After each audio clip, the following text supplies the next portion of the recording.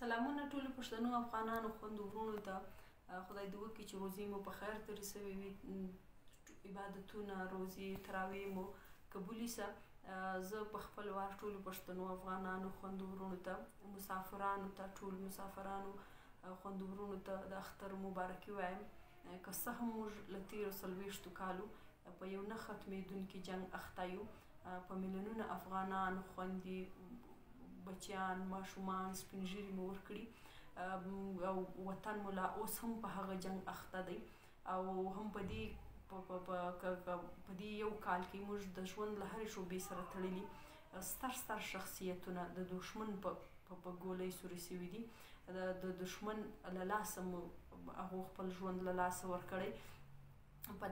هم په دې روژه مبارکه میاشته کې د لوګر دماکه په لوی افغانستان کې بلا په درځنونو افغانان پکې شهیدان سو. بیا د کابل د سکول د ماشومانو دماکه چې پکې په درځنونو ماشومان ووژل سو په دې مبارکه میاشته کې. بیا د چمن د کوټې دماکه چې پکې په درځنونو پښتانه ووژل سوه. دا د مرګونو دا لړۍ دوامداره ده او تر څو که موږ خپله ودې ته ملا نه وتړو لا به همدارنګه دوامداره وي. زه د یو پښتني خور، د یو پښتني لور په حیث د هغو ټولو غمځپلو کورنیو سره په دې غم کې، په دې درانه غم کې شریکه یم. له هغو ټولو چې د چا خپل مینان چې کوم ورک دي له تېرو څو کلونو، هغه ملګري چې په زندانونو کې دي، لکه حنیف پښتین له تېرو 2 کالو په زندان کې دی، داسې علي وزیر په زندان کې دی، داسې اویس ابدال، جبار موسیخیل، د مردان یوسف علي، داسې زموږ بلا ملګري چې په جیلونو کې دي، ورک دي، مسافر دي. د هغو ټولو ته تسلیت وایو او د دې غمځپلو کورنیو سره په غم کې برابر شریک یو. زه د دې اختر د ورځې په مناسبت هغو دهشتګردو، وحشتګردو ته دا وایم چې نور دا جنګونه بس کوي او هغه طالبان چې افغانان دي او په خپل وطن کې جنګ کوي، هغو ته دا پیغام لرم چې نور په خپل وطن کې په دې لوی کور افغانستان او په لر او بر پښتونخوا وطن کې د جنګو دا لړۍ چې د نوره ودروئ. موږ که د دنیا نورو مسلمان ملکونو ته وګورئ چې هغه ټول لګیا دي په خپل وطنونه، خپل ملکونه جوړوي، خو له بده مرغه موږ خپل وطن چې کوم دی په خپل لاس باندې ورانوو. د دښمن د ګټې لپاره موږ خپل وطن ورانوو، خپل ماشومان وژنو، خپل شعور یافته کسان چې کوم دی هغو ژوند موږ له لاسه اخلو.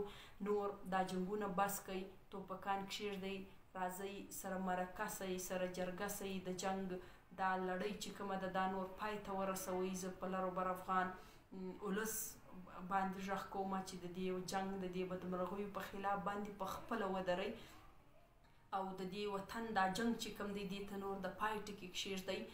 زه په ټولو د یو پښتني خور په حیث زه په هغو ټولو سیاسي مشرانو، مذهبي ملایانو، په عالمانو باندې، په سیاسي مشرانو، په سوشل اکټیویسټانو، په پولیټیکل اکټیویسټانو ټولو باندې غږ کومه چې نور راځئ سره کښېنو، سره جرګه سو، سره مرکه سو، د وطن و دې بدمرغیو ته نور د پای ټکي کښېږدو. نور د یو قام په حیث د خپل وطن د ښه سبا دپاره یو منظمه د یووالي لاره وټاکو چې نور له دې جنګونو، له دې بدمرغیو راووځو، نور دا وطن چې کوم دی راجوړ کړو. نور په اخترونو کې موږ داسې د غمځپلو یا د غم ویډیوز یا د غم پیغامونه نه کو جوړ، نور موږ د وطن د خوشحالۍ دپاره کار وکړو. نو زه ټولو پښتنو افغانانو ته خواست کوم چې په کار دی زموږ چې څومره هم شهیدان سوي دي، د شهیدانو کورنۍ دي، د ورک سوي خلک دي یا په زندان کې څوک دي، د هغو کورنۍ ته ورسئ،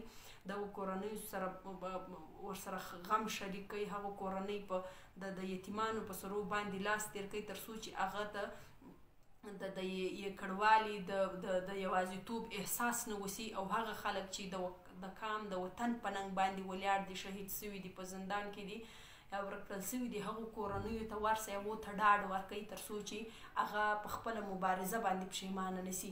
یو ځل بیا ټول لر بر افغان وطن ته د کوچني اختر مبارکي وایم د سوکاله او د سوکاله پر امنه لر و بر افغانستان په هیله. مننه.